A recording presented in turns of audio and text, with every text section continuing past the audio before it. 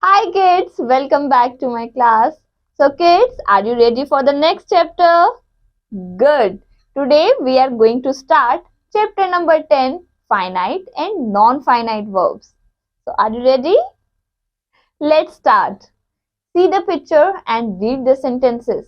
Tick the sentence that has object and cross that which does not have. Look at the pictures here. The girl is dancing. The player kicked the football. So you have to take the sentence which has object.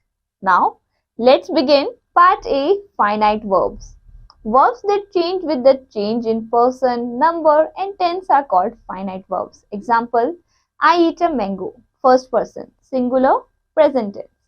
In the above sentence, the highlighted word is a finite verb. Is, am, are, was and were are finite forms of the verb. Example, India is a big country. Third person, singular number, present tense. The modal auxiliaries will, shall, can, may, etc. do not change with the number and person of the subject. But they are finite verbs like I can ride a bike. Now next is non-finite verbs. Verbs that do not change with the change in person, number and tense are called non-finite verbs. Here are the examples. He want to sing a song. He wanted to sing a song. The verb sing is in the sentences does not change with the change in person, number and tense. So, sing is a non-finite verb. Circle the finite verbs and underline the non-finite verbs in the following sentences. First, she drives a car. So in this sentence, here drives is a non-finite verb. So kids, you have to identify finite and non-finite verbs by yourself in the rest sentences. Now next is kinds of non-finite verbs. There are three kinds of non-finite verbs. Those are the infinite, the participle, those are the infinitive, the participle, the gerund. First is the infinitive. The infinitive is the base form of the verb. It is often used with a to before it. But it can be used with or without to. Example, I like to sleep. Now, bare infinitive. The infinitive without to is called a bare infinitive. The bare infinitive is used with modal verbs. Example, you can do it. The bare infinitive can be used with verbs such as let, see, make, need. Examples, let me go. Now students, do you know some verbs like hear, see, fell, watch, etc. are followed by a bare infinitive of present participle? Let's see the example. Raj saw him steal the mobile. Bare infinitive. We saw him beating the man. Present participle. Now we have an exercise. Complete the following sentences by using to infinitive. Like first, he wants to eat. They want to go. Now next is fill in the blanks by using the suitable bare infinitive or present participle of the verb given in the box. First, we should respect our teachers. Here are the rest. Do it by yourself. Now kids, use of infinitives with adverb to. Look at the following examples. First, he is very busy. He can't meet you. Second, he is so busy that he can't meet you. We can express the same idea by using the to pattern. He is too busy to meet you. Now kids, rewrite the following sentences using to pattern. First, he is very sick. He cannot walk. So it will be like, he is too sick that he cannot walk. So in this way, change the rest sentences by yourself. Now next is the participle. The participle is of three types. Present participle, past participle, perfect participle. The participle has both finite and non-finite forms. It occurs in all progressive tenses. The past participle occurs in the passive and perfect active sentences. In its non-finite form, the participle functions partly as a verb and partly as an adjective. So, it is called a verbal adjective. Now students, look at the following sentences. He was reading a novel. Finite verb. The movie is boring. Non-finite adjective. Next is the present participle. The present participle is formed by adding ing to the root form of the verb. Example, barking, burning. Next is the present participle describes an incomplete action or state. Example, the barking dog. The process of barking continues. The sinking ship. The process of sinking continues. Let's see. The present participle may be used as subject complement.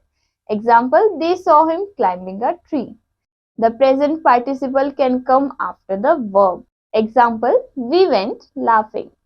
The present participle can be used when an action occurs after the other. Example, seeing the cat, the rat ran away. The present participle functions as an adjective in the following sentences. Example, a barking dog seldom bites. The present participle is active in form. The weeping child. The child was weeping. Active. The running bus. The bus was running. Active. Now students, let's move on to the past participle. The past participle usually ends in ed, d, t, n or en. Example, disappointed, tired, burned, broken, etc. The past participle denotes a complete action or a state which is over.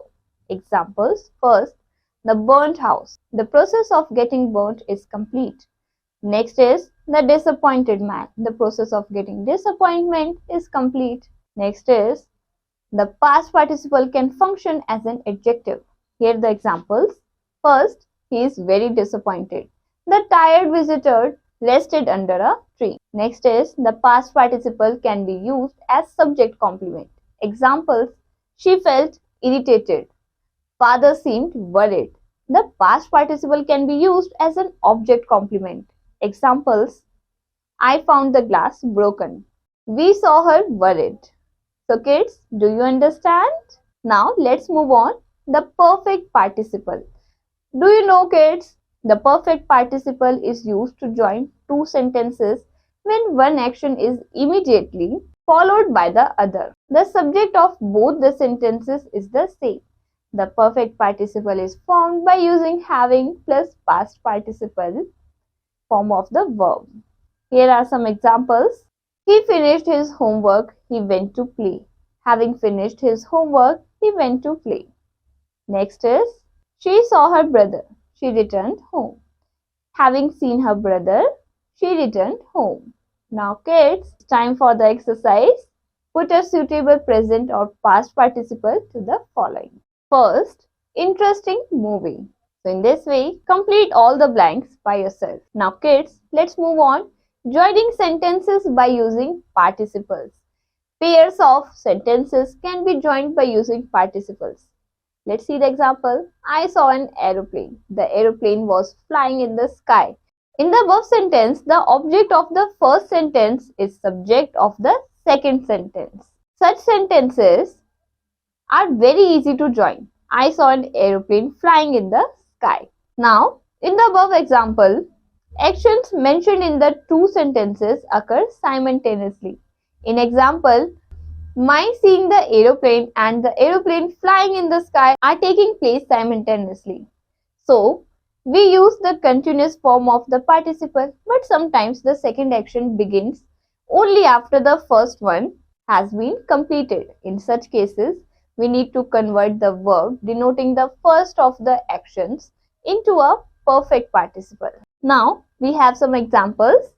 He had eaten all his food. He asked for some more. Having eaten all his food, he asked for some more. Now kids, combine the following pairs of sentences by using participles. First, I saw some children, they were flying kites. So it will be, I saw some children flying kites. So in this way, join all the sentences using participle by yourself. Next is the gerund. Words that are formed with verbs but act as nouns are called gerunds. It is a verb in its ing form, present participle, functioning as a noun that names an activity rather than a person or a thing. Gerunds are also called verbal nouns. Example, reading. Reading is a very useful habit. In the above sentence, the word reading is formed from the verb read by adding ing to it. We also notice that reading here stands for the action of reading. It is used as a subject of the verb.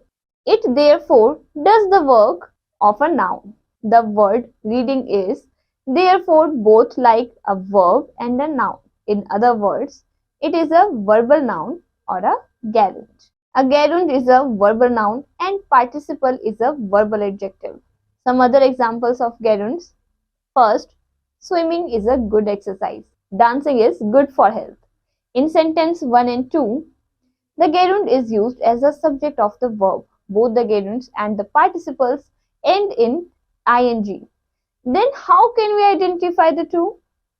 Gerund and participles.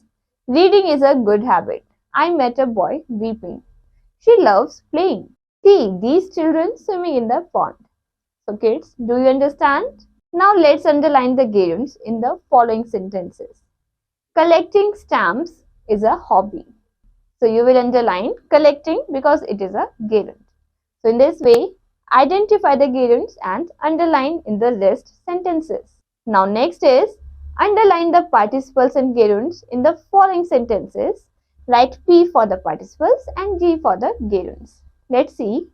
First, she enjoys sleeping.